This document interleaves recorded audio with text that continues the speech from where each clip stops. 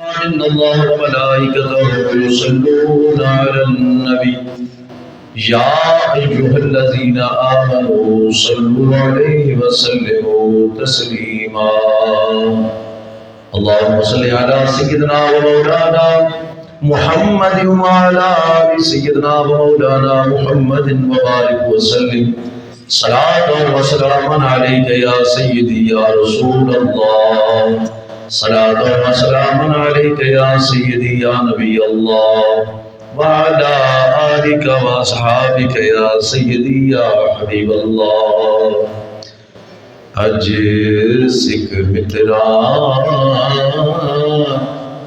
دی بدھیری کیوں دلڑی اداس گھنیری لونڈوں وچ شوق چنگیری اج نینا لایا کیوں جڑیاں مکھ چند بدر شاشانی متھے چمک دی لاٹ نورانی مکھ چند بدر شاشانی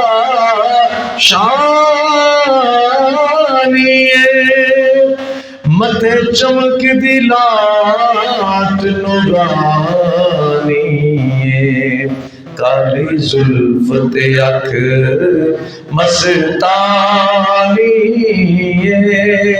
مخمور اکھیں ہن مد بھریاں حضرات محترم آج کا جمعۃ المبارک چند چڑھ گئے کیوں سے چڑھے چند ربیع الاول شریف اپنی پونی رعنائیوں کے ساتھ برکتوں کے ساتھ اپنی رونق کے ساتھ جلوہ کر رہا اور عاشقان مصطفیٰ صلی اللہ علیہ وسلم نے گھروں میں سڑکوں پر میدانوں میں پلاٹوں میں چھتوں پر حضور کے میلاد کی محفلیں سجائیں اور یہ سلسلہ صرف ربیع الاول شریف میں نہیں ہوتا، یہ انشاءاللہ سارا سال ہی رہتا ہے اور اس مہینے میں ذرا جگمگ زیادہ ہو جاتی ہے کہ بھی حضور کی آمد کا مہینہ ہے، اللہ رونقیں لگوا دیتا ہے۔ ویسے تو سارا سال ہی حضور کا ذکر ہوتا ہے، یہ جمعے میں بھی ہم حضور کا ذکر کر رہے ہیں، کیوں نہیں؟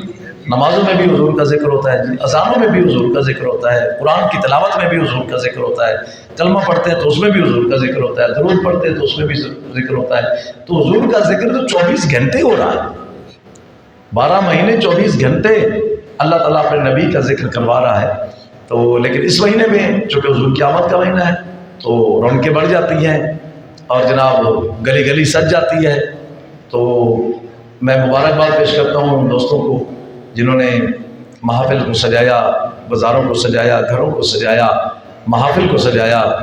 اور ہمارے علاقے میں جس طرح ماشاءاللہ ڈاکٹر صاحب، ڈاکٹر رفیع صاحب، ڈاکٹر شوکت صاحب اور دیگر ان کے رفقا ہم سب مل کر جس طرح یہ اہتمام فرماتے ہیں 3 نمبر اڈے پر ماشاءاللہ، تو ایک جگمگ ہوتی ہے، حضور کے میلاد کی رونق ہوتی ہے۔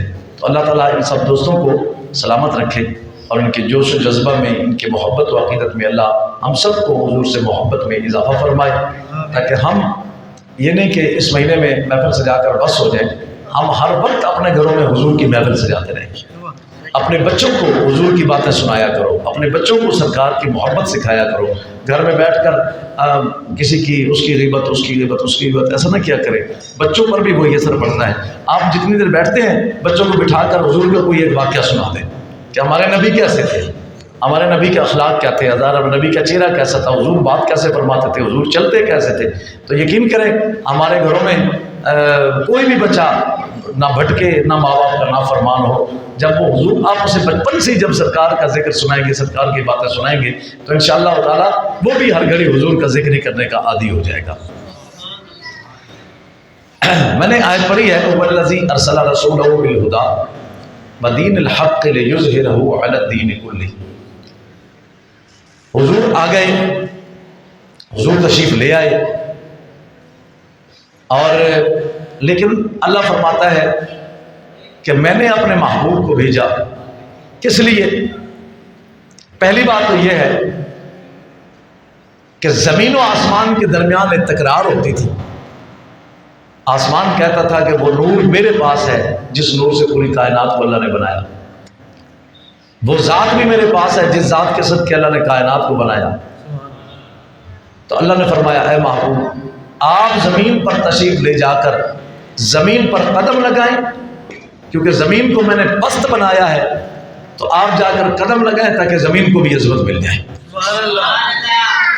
اور حضور کے آنے سے زمین پر رونقیں آ گئی، بہاریں آ گئی، اور پھر زمین کہنے لگی اب عرش سے، آسمانوں سے کہ سب کچھ تیرے پاس ہے، چاند بھی ہے، سورج بھی ہے، ستارے بھی ہیں، بلندی بھی ہے، لیکن اب یہ بتا کہ محمد کا روضہ بھی تجھ میں ہے،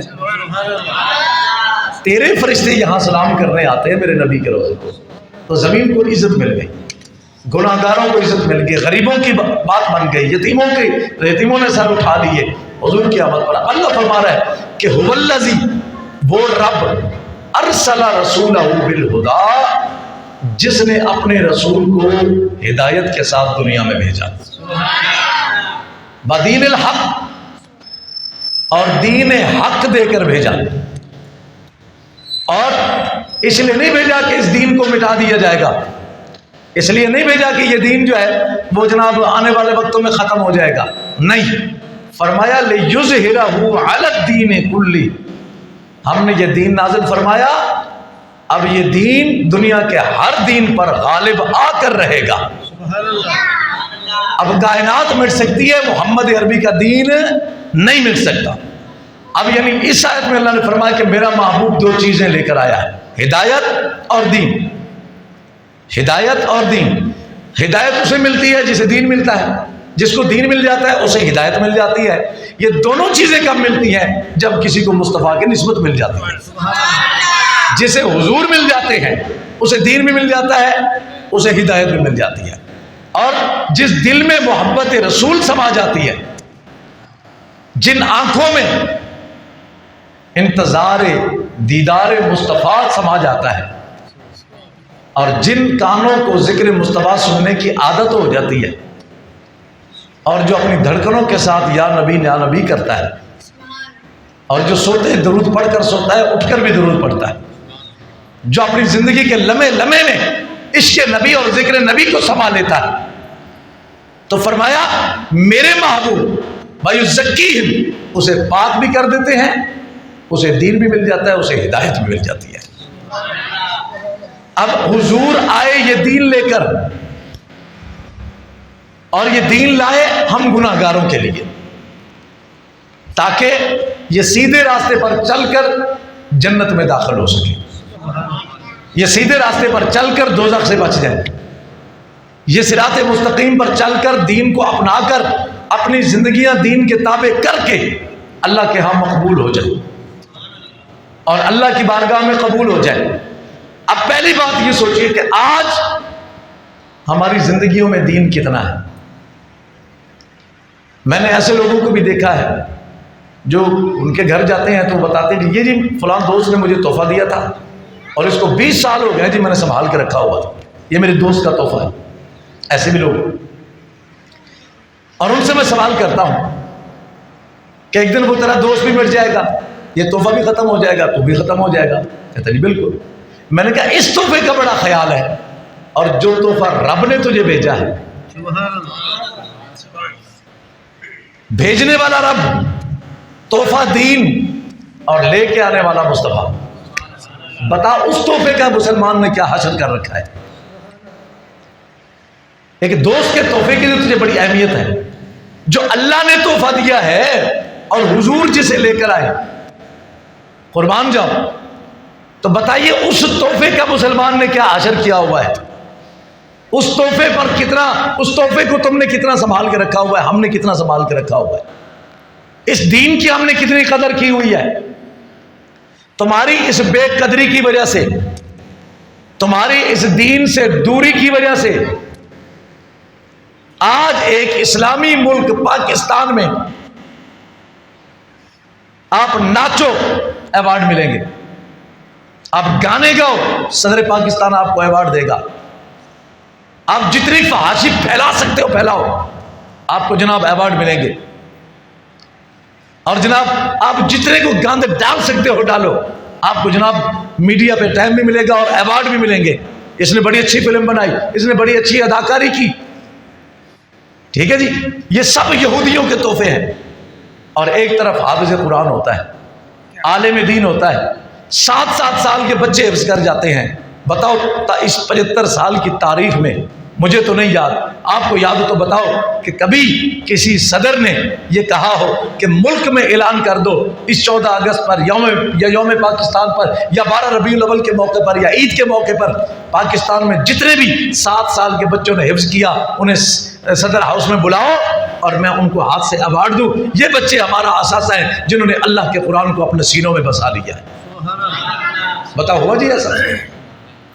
ہوا جی؟ نہیں ہو۔ کبھی کسی حافظ قرآن کو، عالم دین کو ایوارڈ دیا؟ نہیں دیا۔ کنجروں کو دیا، بے ایمانوں کو دیا، فحاشی کرنے والوں کو ایوارڈ ملتے ہیں۔ کیوں؟ یہ یہودی کی پالیسی ہے، ان کو ایوارڈ دو، ان فحاشی پھیلانے والوں کو ٹی ویوں پر لاؤ تاکہ لوگوں کے بچے اس طرح مائل ہوں، یار مولویوں کو تو کوئی پوچھتا نہیں، یہ دیکھو ان کو ایوارڈ بھی مل رہے ہیں، ان کو ٹی وی پر بھی لایا جا رہا ہے، تاکہ ان کی نوجوان نسل کے ذہن میں یہ بات ڈالو وہ دین کی بجائے اس فحاشی عریانی اور بے حیائی کی طرف مائل ہو کر وہ بھی ایکٹر بننا چاہے، وہ بھی اداکار بننا چاہے۔ ہماری بچیاں بھی آ کر 10 روپے کی کریم کے لیے اپنی فوٹویں فلیکسوں پر لگوا کر چوکوں میں لٹکا دے کہ جناب 10 روپے کریم مسلمان کی بچی جو ہے، یہ مسلمان کی بچی کی عزت ہے۔ دین نے یہ عزت دی ہے، یہ نہیں دی۔ دین نے یہ کہا کہ عورت جب باہر نکلے اپنی نگاہیں جھکا لے، مرد جب باہر نکلے فرمایا تو بھی اپنی نگاہیں جھکا۔ یہ اسلام نے عورت کو عزت دی ہے کہ اسے کوئی دیکھ بھی نہ پائے، اور ہم نے اپنی بچیوں کو نچا دیا، دعوت گناہ بنا دیا لوگوں کو۔ یہ ہم نے دین کا حاصل کیا، اور اسی وجہ سے آج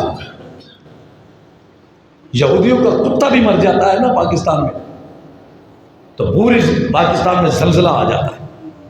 آتا ہے جی کہ نہیں ڈاکٹر صاحب؟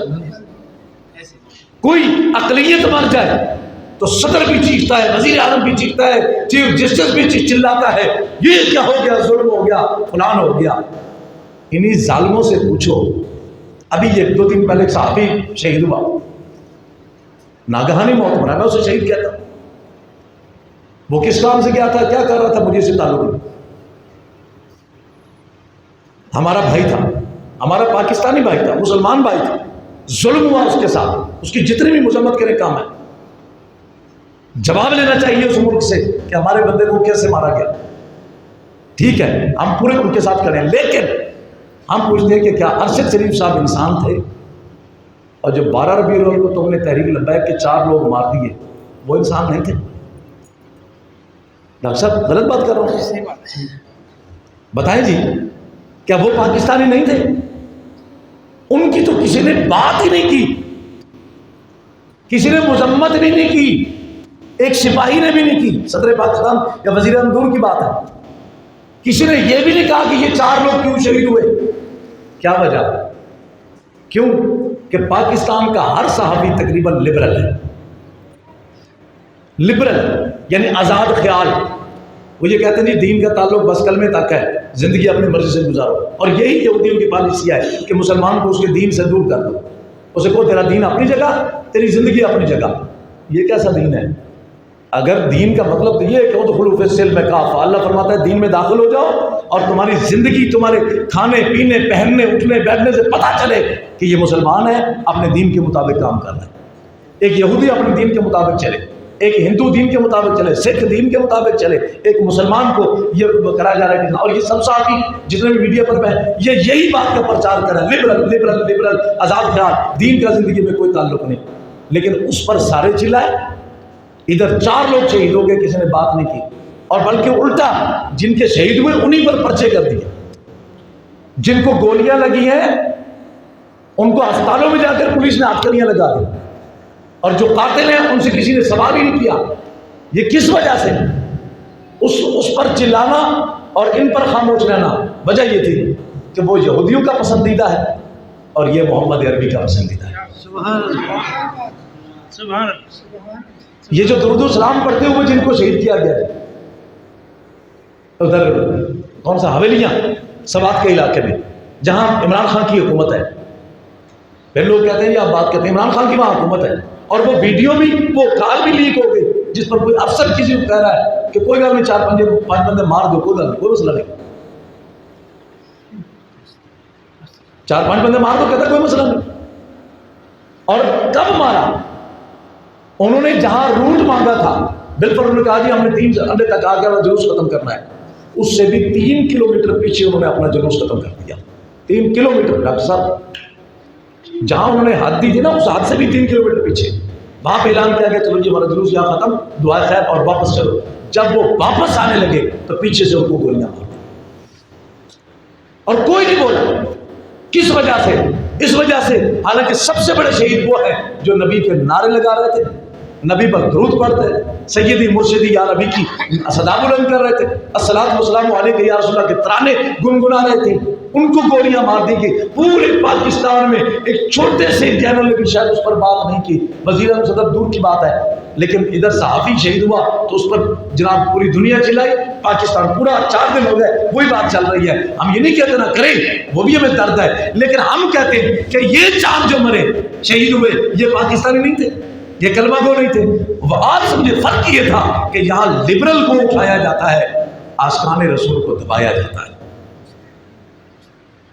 ان کا نام تک ان کا خون ضائع کون کرے گا؟ انسان۔ چیف جسٹس سے میں مطالبہ کرتا ہوں کہ خدا نے تمہیں کرسی دی ہے، اعلیٰ سیٹ پر بیٹھا ہے تو یہ خون تمہاری گردن پر بھی ہے، آرمی چیف صاحب آپ کی گردن پر بھی ہے، وزیر اعظم صاحب آپ کی گردن پر بھی ہے، صدر صاحب آپ کی گردن پر بھی ہے۔ حضرت عمر نے کیا فرمایا تھا؟ نہر فرات کے کنارے ایک کتا بھی مر جائے بھوک سے تو عمر سے اللہ پوچھے گا کہ تیری سلطنت میں یہ کتا بھوکا کیوں مرا تھا؟ کیا آشکان رسول کا خون اتنا سستا ہے کہ کبھی نواز شریف حکومت فیض آباد میں 8 لوگوں کو شہید کر دے؟ کبھی یہی عمران یہودی ایجنٹ جو ہے یہ مسجد رحمت اللہ عالمین میں دوسرے رمضان کو یہ 36 لاشیں بچھا دے، اور آج پھر اسی کی حکومت کے بھی میں ہمارے 4 آشکان رسول کو شہید کر دے؟ کیوں؟ آشکان رسول کا خون اتنا سستا ہے، یا تم نے سمجھا کہ ان کا کوئی وارث نہیں ہے؟ تو سن لو، آرمی چیف بھی سن لے، صدر پاکستان بھی سن لے، اور جناب چیف جسٹس صاحب بھی سن لے، اور جناب ڈی پی او جو بھی ہے آئی جی صاحب بھی سن لے، سارے سن لے، اور وزیر اعظم محمود خان بھی سن لے کہ جن کو تم لاوارث سمجھ رہے ہو نا، یہ لاوارث نہیں ہے، محمد مصطفیٰ خود ان کا وارث ہے، کیونکہ یہ حضور کے نام پہ قربان ہوئے، اللہ ان کا وارث ہے، کیونکہ جن کا وارث رسول اللہ ہے وہ اللہ ان کا وارث ہے۔ تو یاد رکھو، تم تو انصاف نہیں کرو گے، میرے لب کی بھی آواز لاٹھی اٹھنے والی ہے، پھر نہ کہنا کہ ہمیں خبر نہ ہوئی۔ آج میں تمہیں سمجھا رہا ہوں، میرے رب کی لاٹھی ہلنے والی ہے، کتنا خون بہاؤ گے آشکان رسول کا، کتنی گولیاں چلاؤ گے ہم پاکستانیوں پر، صرف ہمیں سزا دی جا رہی ہے رسول اللہ کا نام لینے کی، ہمیں سزا دی جا رہی ہے پاکستان میں دین کو نافذ کرنے کی بات کی۔ ہمارا یہی نعرہ ہے کہ دین تخت پہ آئے گا، تمہارا باپ بھی نہیں ہو سکتا، دین تو تخت پہ آ کر رہے گا۔ لِيُظْهِرَهُ عَلَى الدِّينِ كُلِّهِ، جب اللہ نے کہہ دیا کہ یہ دین غالب ہو کر رہے گا تو انشاءاللہ اسلام کا جھنڈا پاکستان میں لہرائے گا۔ لبرلو اور یہودی ایجنٹوں، ہم ان سے مخاطب کر کے میں کہہ رہا ہوں، سن لو، تم یہودیوں کی پیسے پر اور ڈالروں پر پل کر ناچتے ہو اس ملک میں، اب اللہ ان کو راہ دے گا جو محمد کے ٹکڑوں پر پلے ہوئے۔ ہمیں ناز ہے ہم حضور کے لنگر پر پلتے ہیں، ہمیں ناز ہے تم یہودی قانون کے علم بردار ہو، ہم اللہ کے رسول کے قرآن کے علم بردار ہیں، اور انشاءاللہ یہ دین نافذ ہو کر رہے گا، اور ان آشکان رسول کے خون کا حساب تمہیں دینا پڑے گا، میرا رب تم سے لے گا۔ ہم کمزور ہیں نا، ہم کمزور ہیں، ہم تو بات بھی کریں تو پکڑے جاتے ہیں، اور وہ گالیاں بھی دیتا پھرتا ہے سڑکوں پر تو کوئی نہیں پوچھتا یہ تمہارا قانون ہے؟ اگر ہوتا میرے نبی کا قانون، کیوں جی، اگر ہوتا شریعت، تو وہ جو ایک فاطمہ نام کی چور پکڑی گئی تو میرے نبی نے کیا فرمایا؟ اگر میری فاطمہ بھی ہوتی تو میں یہی سزا دیتا۔ کیا بات، صرف اس لیے فرمایا کہ دین میں کوئی جھول نہیں ہے، دین میں کوئی جھول، ڈرتے ہو تم کیونکہ تم نے چوریاں کی ہوئی ہیں۔ الحمدللہ ہمارے دامن بھی صاف ہے، ہمارے ہاتھ بھی صاف ہے، اور ہم حضور کے دین کا پرچار کرتے رہیں گے اور یہ دین انشاءاللہ نافذ ہو کر رہے گا۔ وما علینا الا البلاغ۔